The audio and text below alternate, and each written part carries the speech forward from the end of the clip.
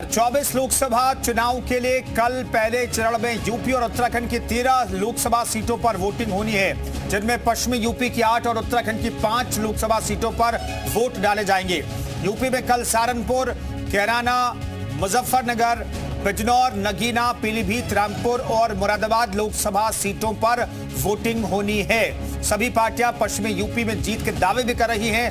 BJP की नजर बाकी 4 सीटों पर भी है। वहीं सपा और बसपा भी एक दूसरे को सीटों पर जीत की फिराक में है। ऐसे में सवाल यह है कि क्या राहुल और अखिलेश की जोड़ी पश्चिमी यूपी में कोई कमाल कर पाएगी? क्या छोटे चौधरी बीजेपी के साथ मिलकर जाटलैंड को जिताने में कामयाब हो पाएंगे?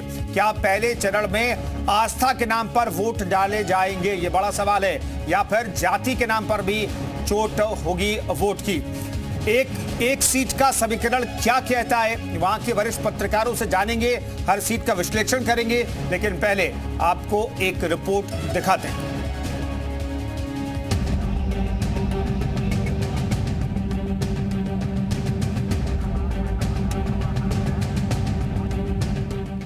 पहले चरण के रण की पूरी तैयारी है। मैदान में उतरे महारथियों के मन में 100 सवाल हैं, तो जनता अपने दिल की सुनकर प्रत्याशी या पार्टी को वोट करने वाली है। इन सब के बीच पोलिंग बूथ पर तैयारियां भी पूरी हैं। पोलिंग पार्टियों ने मतदान केंद्रों पर जिम्मा संभाल लिया है। पहले चरण में यूपी की 8 सीटों पर मतदान है। मतदान केंद्रों पर किसी भी तरह की गड़बड़ी न हो, इसके लिए सुरक्षा के पुख्ता इंतजाम किए गए हैं। संवेदनशील बूथों पर प्रशासन की नजर है। हमारे यहाँ 1789 बूथों पर आज जो पार्टियां हैं वो रवाना हो रही हैं। 5 हमारे यहाँ पर विधानसभा क्षेत्र हैं और 5 हमारे एआरओ अपने नेतृत्व में यहाँ पर पार्टियों को रवाना कर रहे हैं। बहुत स्मूथली यहाँ पर काम चल रहा है। मेडिकल टीम भी यहाँ पर हमने व्यवस्थित की है। डिकोडिंग का काम आपके सामने हो ही चुका है। लगभग 6 विधानसभा मिला तो 2117 पोलिंग पार्टी है। तो आज सभी पोलिंग पार्टी का स्ट्रांग रूम, सारी पोलिंग पार्टी मंडी से निकलेगी और मंडी में जमा होगा। इसके अतिरिक्त जो पोलिंग पार्टी है उनके लिए बूथ पे अशोर्ड मिनिमम फैसिलिटी के तहत उनके लिए रहने के लिए व्यवस्था की गई है। इसके अतिरिक्त एक सैनिटेशन किट भी दिया गया है ताकि वो अपना जो भी स्टे कंफर्टेबल रहे। पहले चरण में पश्चिमी यूपी की 8 सीटों पर मतदान होने वाला है। पहले चरण में सहारनपुर, रामपुर, मुजफ्फरनगर, मुरादाबाद सीट पर मतदान है। इनके अलावा पहले चरण में कैराना, पीलीभीत, बिजनौर और नगीना सीट पर भी वोटिंग है। हमारा जो अवेयरनेस लेवल है विधानसभा में एक है और सभी हमारे आदर्श मतदान केंद्र विकलांगों के लिए जिन लोगों ने मार्क किया है उनको उस प्रकार की सुविधा दी जाएगी। और हर विशेष रूप से हम लोगों ने एक व्यवस्था ये की है कि हर बूथ पर एक महिला कर्मी होगी, जो कहीं भी कोई पहचान की दिक्कत आती है तो उसमें सहयोग। 16 जोन व 138 सेक्टर में डिवाइड किया गया है। सभी सेक्टर पर सेक्टर में ड्यूटी लगाई गई है।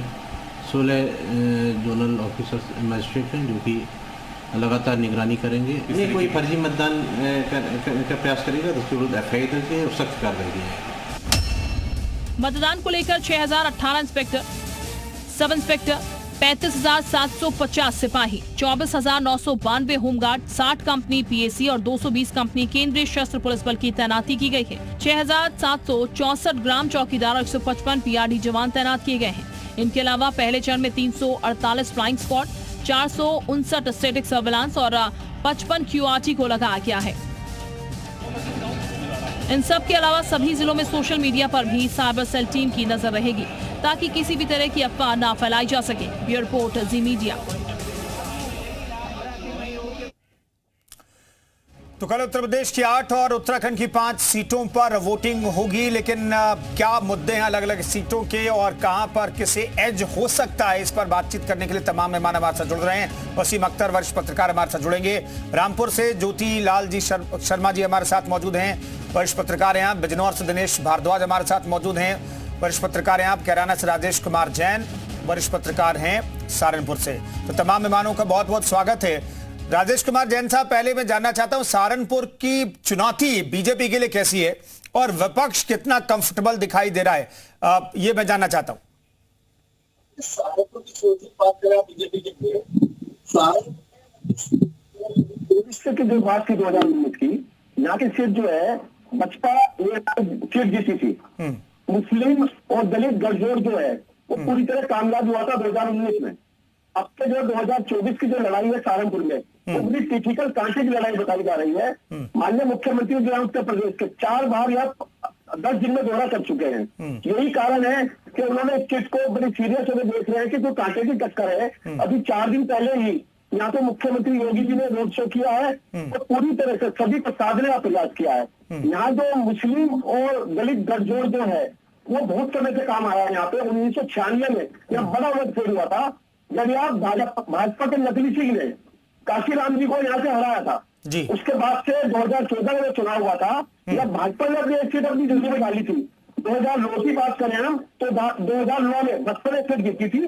लेकिन बात की जाए वर्तमान परिस्थितियों की, इमरान मसूद जो यहाँ से गठबंधन के उम्मीदवार हैं 2019 में भी चुनाव लड़े थे और 2,07,000 वोट उन्होंने लिए थे। लेकिन बसपा के जो उम्मीदवार थे उन्होंने भाजपा के उम्मीदवार को 21,000 से अधिक वोटों से हराया था।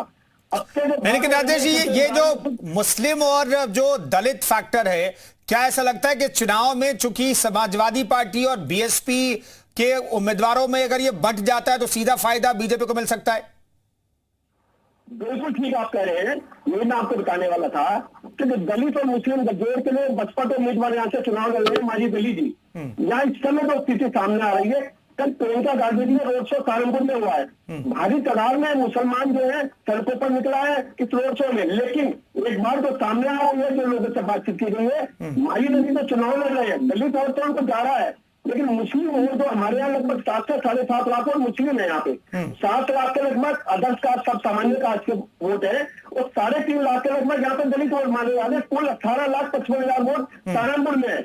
ऐसे में यदि मैं मानता हूँ कि यदि मुस्लिम वोट की मैं मानता हूँ कि मतदान 70% होता है और 5 लाख वोट की भी पोलिंग होती है, ये माना जा रहा है कि मिनिमम यहाँ से 1.25 से 1.5 लाख वोट यदि बसपा के उम्मीदवार माजी दली लेते हैं और इमरान मसूद जाकर 3-3.5 लाख के वोट मुस्लिम लेते हैं। ऐसे में ये चिट जो है कहीं ना कहीं जो है भाजपा को इसका फायदा हो सकता है। यही सामने नजर आ रहा है वर्तमान परिस्थितियों में।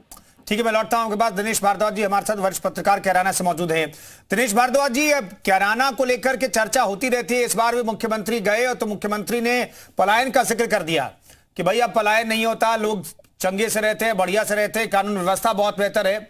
यहाँ के स्थानीय मुद्दे क्या है? और दोनों गठबंधन को हम देखें, इंडिया गठबंधन और एनडीए गठबंधन को देखें तो एज किसे दिखाई दे रहा है आपको? देखिएगा, विपक्ष को चुनाव लड़ ही नहीं पाया है। हरियाणा विधान लोकसभा क्षेत्र में विपक्ष को चुनाव लड़ ही नहीं पाया है इस बार। विपक्ष का कोई बड़ा नेता यहाँ पर समाजवादी पार्टी जैसा यहाँ पे चुनाव लड़ रही है, उनका कोई बड़ा नेता यहाँ पर नहीं आ पाया। बीजेपी ने इस चुनाव को बहुत ही गंभीरता से लिया है। बीजेपी की आप गंभीरता की बात ये देखिएगा, शामली नगर में पिछले 15 दिन के अंदर मुख्यमंत्री 2 बार शामली में आए हैं। बिल्कुल।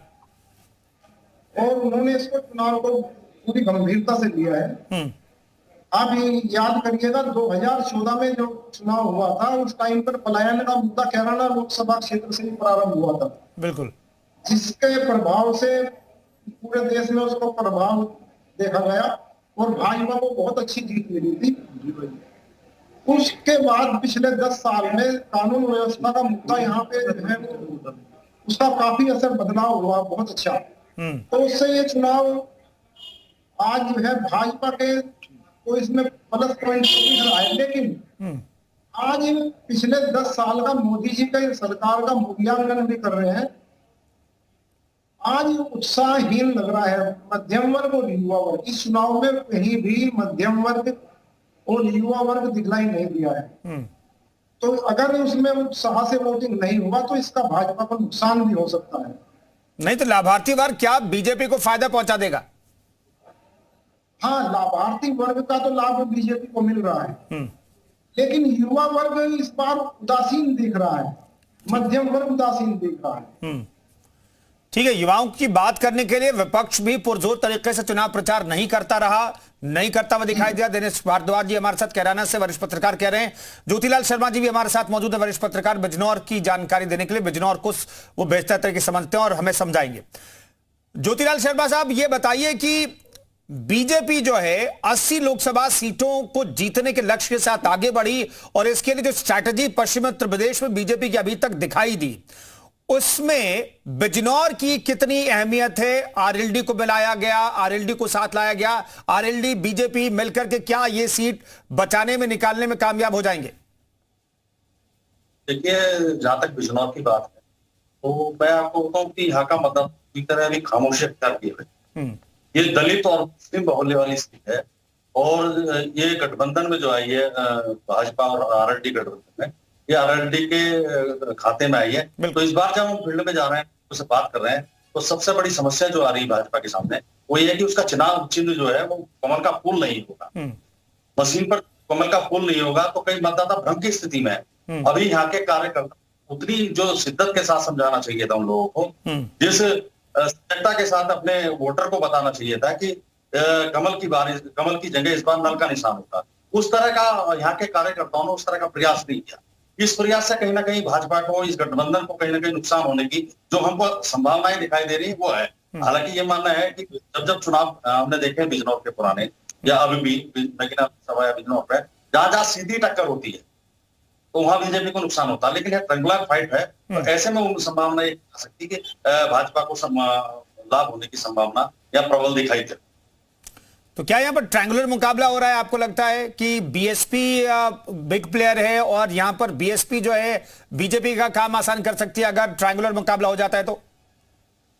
हाँ, निश्चित रूप से ये बात देखी जा रही है यहाँ पे कि अगर बीएसपी जितना बढ़ती चली जाएगी उतना बीजेपी उसको नुकसान होगा, समाजवादी पार्टी को, और फायदा कहीं ना कहीं वो भाजपा के या गठबंधन के प्रत्याशी को ये जो चंदन चौहान है चुनाव लड़ रहे हैं, जो राष्ट्रीय लोकदल के प्रत्याशी हैं, उनको लाभ होता दिखाई दे रहा है। अगर ये जिस स्तर जैसे तेजी से धीरे धीरे बसपा बढ़ रही है और मायावती जी की सभा हुई है उसमें दलितों की जिस हिसाब से भीड़ आई है, तो उससे ये महसूस हो रहा है जो मुस्लिम मतदाता है वो ये और इस बात पर कर रहा है कि मुस्लिम मतदाताओं का ध्रुवीकरण कितने प्रतिशत होता है, सपा और बसपा में कितना डिवीजन होता है। अगर ज्यादा मास स्केल पर डिवीजन होता है तो निश्चित रूप से आरएलडी के प्रत्याशी को लाभ होगा। अगर किसी एक पक्ष में मुस्लिम चाहता है तब ये माना जा सकता है कि भाजपा को नुकसान होने की संभावना से इनकार नहीं किया जा सकता। ठीक है, राजेश जैन साहब हमें एक बार फिर से समझाइए सहारनपुर को लेकर के या फिर पूरे पश्चिम उत्तर प्रदेश की अगर हम बात कर लें तो पूरे पश्चिम उत्तर प्रदेश में फर्स्ट फेज में सबसे बड़ी चुनौती है बीजेपी के सामने, क्योंकि 4 सीटें आपने जीती थी पिछले बार और 4 सीटें गंवा दी थी। इस बार जो स्ट्रैटेजी बीजेपी के दिखाई दी और चुनाव के ऐलान से पहले से मुख्यमंत्री योगी आदित्यनाथ जिस तरीके से एक्टिव दिखाई दिए, उसके बाद प्रधानमंत्री नरेंद्र मोदी की रैलियां हुई, रोड शो हुआ, उसके आधार पर आपको लगता है कि बीजेपी की लोकप्रियता वैसी है जैसी 2019 में थी या उससे बेहतर है? और जिन सीटों पर बीजेपी हारी उस पर जो स्ट्रैटेजी बीजेपी ने बनाई, उस पर मेहनत की बीजेपी ने, क्या वो रिजल्ट में तब्दील होता हुआ दिखाई दे सकता है? देखिए, आपने जो बात कही है बीजेपी ने बिल्कुल रणनीति इसके सहारनपुर के लिए बनाई है। मोदी जी, रक्षा मंत्री राजनाथ सिंह जी सहारनपुर में अपनी सभा कर चुके हैं, कई उप मुख्यमंत्री केशव प्रसाद शर्मा सहारनपुर में अपनी सभा कर चुके हैं जी, और बड़े बड़े नेता केंद्रीय मंत्री सहारनपुर में आ चुके हैं। लगातार पिछले 10 दिन से सहारनपुर में जितने बीजेपी के बड़े बड़े नेता हैं, मंत्री हैं, वो जो है इसी रणनीति के अंतर्गत, क्योंकि सहारनपुर की सीट बड़ी चुनौती सीट मानी जा रही है, इस चुनौती को साधने के लिए ही पूरा दम सहारनपुर में बीजेपी ने लगाया है। जैसे मैंने आपसे पहले भी कहा था कि 2019 की जो चुनाव था यहाँ पे, उन विषम परिस्थिति मुस्लिम और दलित गठजोड़ ने भाजपा से सीट छीन ली थी। तो 2014 में भाजपा के पास, राघव जी के पास सीट थी। अब 2024 का जो चुनाव होने जा रहा है यहाँ पे, अभी जैसी बात हो रही है किराना या आगे बिजनौर में, कि मुस्लिम और दलित जो गठजोड़ है उसमें जो यहाँ के उम्मीदवार है बसपा के माजी दलित जी, और कांग्रेस से उम्मीदवार है, गठबंधन के उम्मीदवार है इमरान मसूद, मुस्लिम मतों का जो विभाजन है और जिसके पूरे चांस लग रहे हैं कि मुस्लिम मतों का विभाजन होने जा रहा है, ऐसी परिस्थितियों में निश्चित रूप से जितना वोट बसपा के उम्मीदवार को यहाँ से मिल रहा है मुस्लिम मतदाताओं का, उतना ही भाजपा को फायदा पहुंच सकता है। सहारनपुर में जैसे मैंने आपको बताया कि 3.5 लाख के लगभग दलित वोट है, 7 लाख के लगभग मुस्लिम वोट है, 7-7.5 लाख वोट अदर्स कास्ट के, जनरल कास्ट के, कुल 18,55,000 वोट है। ऐसे में दलित वोट का यदि हम मानते हैं कि 1.5 लाख की पोलिंग हम मान के चल रहे 70% की होती है, 1.5 लाख यदि दलित उम्मीदवार यहाँ से दलित वोटर लेते हैं उम्मीदवार बसपा के, तो 50-60,000 वोट का मानते बंटवारा हो सकता है भाजपा और इमरान मसूद में। ऐसे में यदि 1.25 लाख वोट इन्होंने मुस्लिम का ले भी लिया मुस्लिम मतों का विभाजन होने के साथ साथ यहाँ के जो भाजपा के उच्च माननीय शीर्ष नेताओं ने जो नीति बनाई है, पहली बार मैंने अब तक देखा है कि 2019 में जब चुनाव हुआ था, 2014 में चुनाव हुआ था, तो बड़े बड़े मंचों पर बार बार जो गठबंधन के उम्मीदवार है इमरान मसूद जी, उनकी बात बार बार मंचों पर की जा रही थी। लेकिन चाहे योगी जी आए हो, चाहे मोदी जी आए हो, उन्होंने अपने बात से कोई नाम इमरान मसूद का किसी मंच पर नहीं लिया। सबसे बड़ी बात यह है कि अब के जो भाजपा के लोगों ने घर घर जाके पिछले 5 साल में जो कमी थी उसको सुधारने का प्रयास किया है।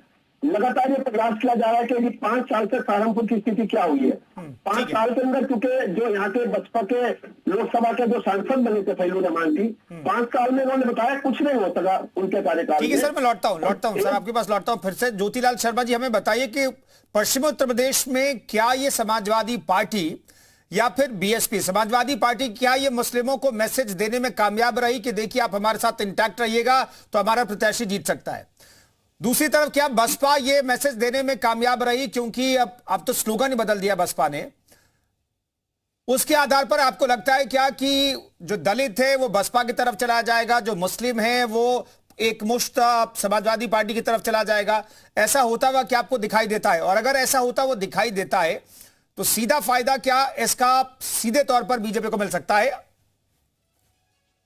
देखिए, जहां तक दलितों मुस्लिम्स के वोटों के ध्रुवीकरण की बात, अभी जो देखने में आ रहा किसी एक के पक्ष में, तो कहीं भी कई बार चुनाव में आता था किसी एक के पक्ष में फतवा टाइप आ जाता था, उलेमाओं की बैठक होती।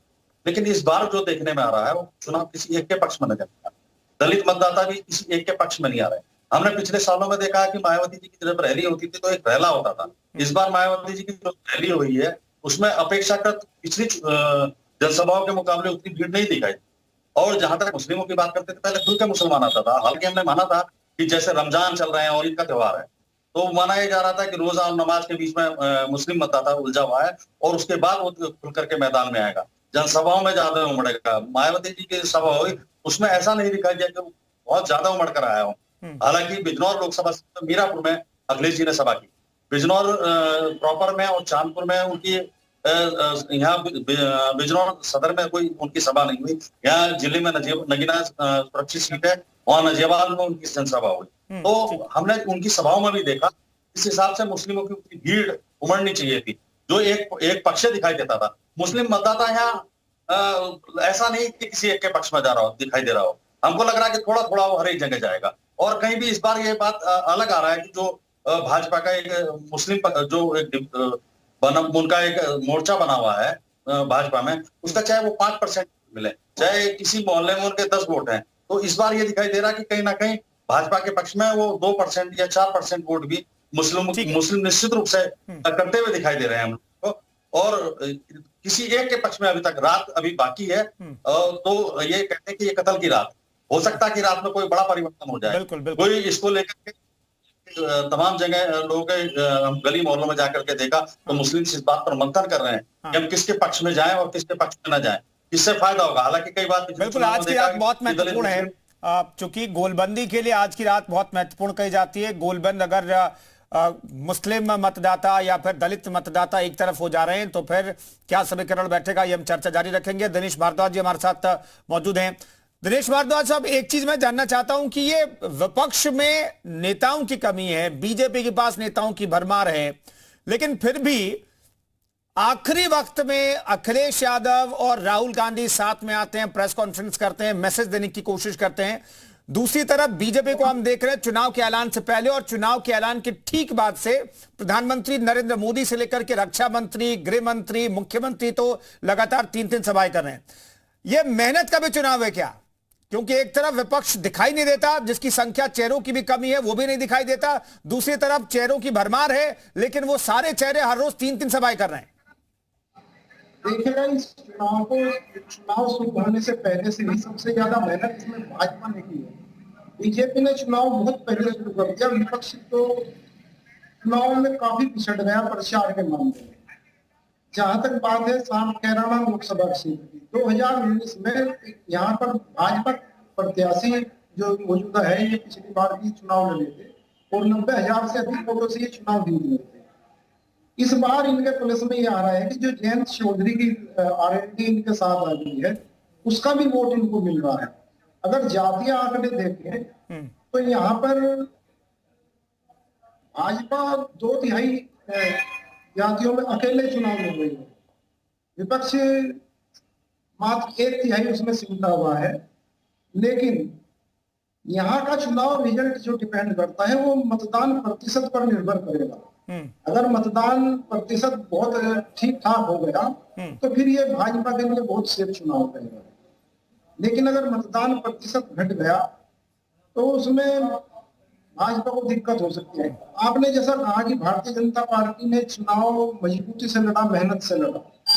दरअसल एक कमी रही है, जो बड़े नेता हैं उन्होंने चुनाव बहुत मजबूती से लड़ा।